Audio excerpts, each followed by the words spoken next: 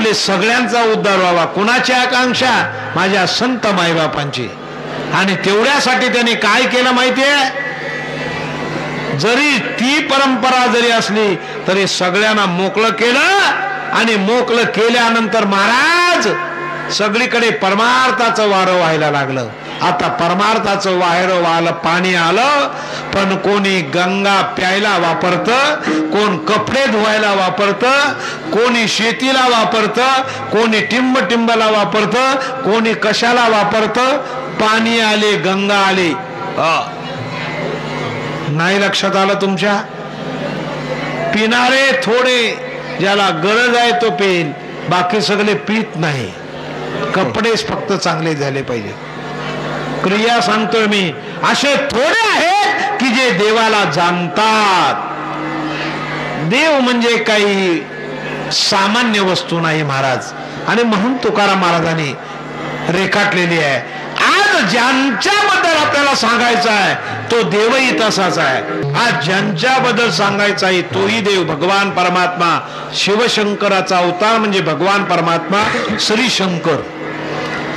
या श्री शंकराचा विचार आपल्या समोर मांडत असताना भगवान श्री शंकर म्हणजे श्री भैरवनाथ, ज्यांचे अंशात्मक अवतार कशा करता निर्माण केला? या कलियुगामध्ये असे लोक वाईट होतील ज्याचं चांगलं झालं त्याचं बघवायचं नाही. त्याचं चांगलं चाललंय, कोण्याही प्रकारानं तो कसा खाली येईल, त्याला त्याचं वाईट कसं होईल, त्याच्या संसारामध्ये विघ्न कसं येईल, अशा प्रकारचे प्रत्येकाच्या मनामध्ये कल्पना चालू आहेत. आणि मीच कसा आणि माझंच कसं असावं या कल्पनेने संपूर्ण जग व्यापलेलं आहे. क्रिया का? आणि त्याच्याकरता त्याचा जन्म झाला. प्रत्येकाच्या त्याला एकत्रित एक ठिकाणी ठेवलं नाही. प्रत्येकाच्या कुलदैवताच्या मंडळामध्ये, कुलदैवत हे मंडळ आहे, 5 किंवा 7 किंवा 9 देवाचं मंडळ असतं. ते प्रत्येक देव एक एक काम करतं. खंडोबाने विश्वाला केलं म्हणून या महाराष्ट्राला, देशाला मोकळं जे सुखी केलं म्हणून त्याची पहिली 2 नंबर भैरवनाथ.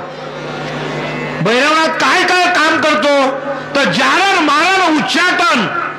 जारण मारण उच्चाटन म्हणजे वाईट कर्म करणारे याच्यावर देव घाल, त्याच्या पाठीमागे पिढा लाव, याच्या पाठीमागे लिंबू टाक, त्याच्या पाठीमागे काय कर. लोक काय करतील हे सांगता येत नाही.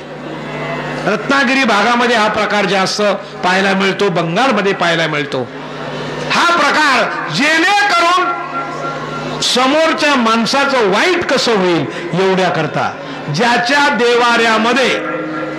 देवाऱ्यामध्ये भैरवनाथ आहे ना त्याला जारण मारण उच्चाटन या कर्माची बाधा होत नाही. पण तो त्याची भक्ती किंवा स्मरण करीत असल. हा एक घरचा देव. ते म्हणले काय करायचं? लग्नात आणायचा आणि भोपी दुसरा ठेवायचा. लग्नामध्ये आणला ना तर देवक्या तो ठरलेला आहे. तो देवक्या म्हणलं त्याने पूजा, ह्याला करायला वेळ नाही आणि माझं सगळं विघ्न पुरं व्हावं. क्रिया बघा, तिथे त्या मंडळामध्ये तो काम करतो. लक्ष्मी त्या देवाऱ्यामध्ये असते, ती लक्ष्मी काम धनाचं संपत्तीचं करते. जाणाई मुलं वाढवण्याचं का. पण मी आता त्या विषयाकडे जात नाही, मला भैरवनाथाचं फक्त सांगतो. भैरवनाथ हे दैवत ह्या जारण मारण उच्चाटनाचा नायनाट करतं आणि मग शेवटचा त्याचा खरा कार्य आहे. खोटं बोलल त्याचं कधी त्याला वर येऊ देणार, त्याला शासन केल्याशिवाय राहणार म्हणून ते सांगतं खोटं बोलू नका. पण लोक ऐकतात, इथं जरी आली तरी खोटच बोलतात. तो म्हणतो करायचं काय, मलाच गप बसायची पाली आले का. पण शासन मात्र चुकणार नाही.